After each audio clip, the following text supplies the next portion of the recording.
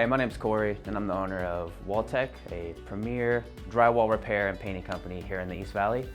I first moved here from Austin, Texas about 2 years ago, and in that time of being here, I met Jay from the Cooling and Plumbing Co. when he actually was doing some work at my house, and I was so impressed with how clean his guys were, how well kept everyone was, and I knew I had to meet him. When I contacted him, he actually was one of the first guys for the 15 years I've been doing this to say, hey, why don't you come to my house? I have some patchwork that needs to be done.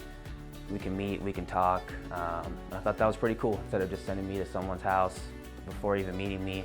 Since then, we've been doing a lot of work together. I come in after they do repipes, they run gas line, they come in to fix your AC, you might have some water damage. Everything I hear about him and his guys are always good, they're always clean, they're always on time. I would definitely recommend Jay. Reason being, I come in after, pretty much always after they're done, and I only hear good things. Pretty much nothing bad to say, so definitely would recommend him.